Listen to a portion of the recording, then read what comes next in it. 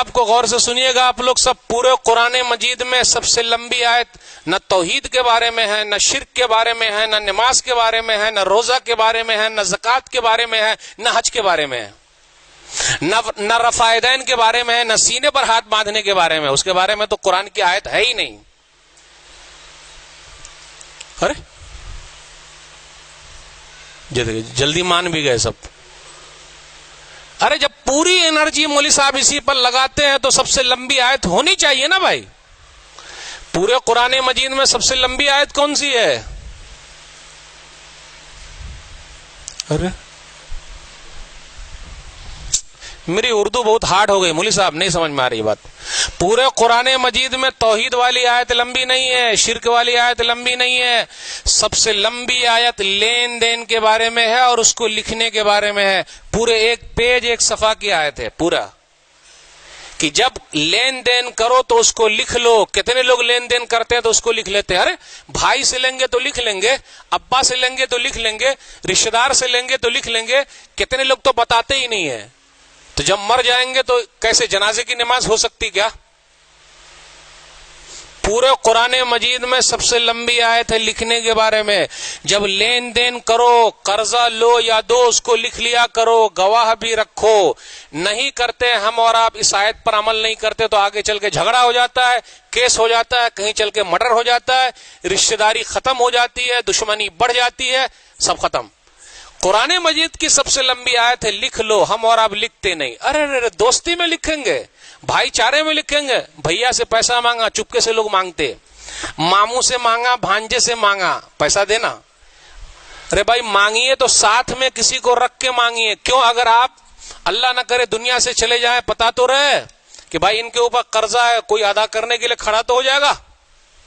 ہم اور آپ عمل نہیں کرتے. میرے بھائیو، قرضے کا مسئلہ ہو، لین دین کا مسئلہ ہو، اس کو لکھ لیجئے. کیوں؟ جنازے کی نماز ہو سکتی کیا؟ آئیے سن لیتے ہیں حدیث. کیسی حدیث ہے؟ صحیح بخاری کتاب الکفالہ، کتاب نمبر 39، حدیث نمبر 2295. بہت ناراض ہے آج ہم سے. دیکھیے تو حدیث نمبر 2295. سلمہ بن اکوع رضی اللہ تعالیٰ عنہ کہتے ہیں کہ ایک جنازہ لایا گیا. غور سے سنیے گا. نبی صلی اللہ علیہ وسلم نے فرمایا حل علیہ من دین. یہ نہیں پوچھا یہ جنازہ نمازی ہے، روزے دار ہے، حاجی ہے، زکاتی ہے، توحیدی ہے. نہ، نبی صلی اللہ علیہ وسلم نے جنازے کے بارے میں پوچھا، مردے کے بارے میں پوچھا، اس کے اوپر قرضہ ہے کیا؟ تو بولے قرضہ نہیں ہے. تو نبی صلی اللہ علیہ وسلم نے نماز پڑھ لیا، جنازے کی نماز پڑھا دی. ایک دوسرا جنازہ اور آیا، پوچھا حل علیہ من دین، کیا اس کے اوپر قرضہ ہے؟ تو کچھ لوگوں نے کہا کہ ہاں اس کے اوپر قرضہ ہے. اس حدیث سے یہ پتا چلا جب ہم اور آپ قرضے کا لین دین کریں تو ایک آدمی کو، دو آدمی کو گواہ بنا کے لکھ لے، تاکہ وہ مرنے کے وقت گواہی دے کہ ہاں ان کے اوپر قرضہ ہے. تو کہا لوگوں نے کہ ہاں نبی صلی اللہ علیہ وسلم ان کے اوپر قرضہ ہے. تو نبی صلی اللہ علیہ وسلم نے فرمایا صلو علی صاحبکم، جاؤ تم لوگ اپنے بھائی کے اوپر نماز پڑھ لو، جنازے کی نماز پڑھ لو. میں نماز نہیں پڑھاتا، میں نماز نہیں پڑھاتا، اس کے اوپر قرضہ ہے. آج کل ہم اور آپ قرضہ لے رہے ہیں، کس کے لیے لے رہے ہیں؟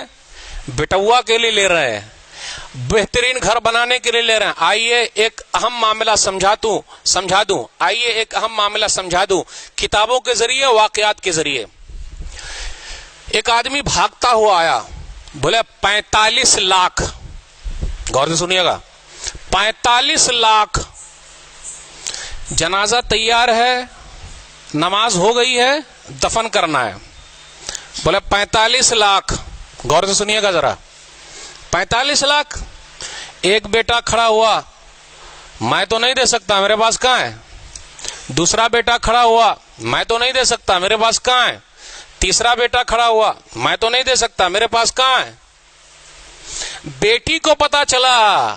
ہم اور آپ بیٹی کے بارے میں کیا کہتے ہیں؟ یہ موٹا مال نہیں ہے، بیٹی ہی کام آتی ہے. یاد رکھیے گا غور سے، بیٹی کام آتی. بیٹی کو پتا چلا کہ بابا کی لاش کو ایک آدمی دفن نہیں ہونے دے رہا ہے. بولے نہیں. تو وہ بھاگتی ہوئی آئی اور 15 لاکھ کا زیور لے کے آ گئی.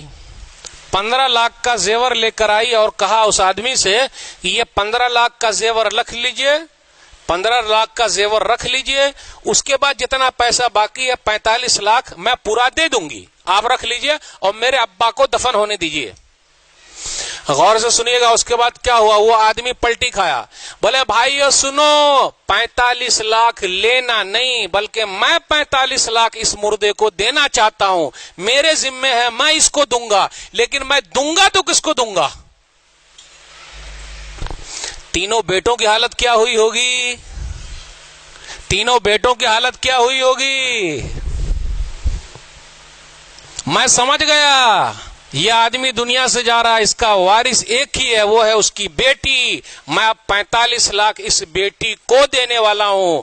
میرے بھائیو, بیٹیاں وہاں کام آتی ہے جہاں بیٹے بھی کام. اس سے یہ بھی پتا چلا قرض کے بارے میں صاف ستھرا رکھیے, بیٹے بھی ادا کرنے کو تیار نہیں ہے, کوئی نہیں کرتا. ایک صحابی کھڑے ہو گئے ابو قتادہ رضی اللہ تعالیٰ نے اور کہا اسی کے اندر, علیہ دینہ یا رسول اللہ, اللہ کے رسول صلی اللہ علیہ وسلم اس آدمی کا قرض میں چکاؤں گا. اس کے بعد نبی صلی اللہ علیہ وسلم نے جنازے کی نماز پڑھ لی. میرے بھائیو, آج کل لوگ قرضہ بھی نہیں دیتے.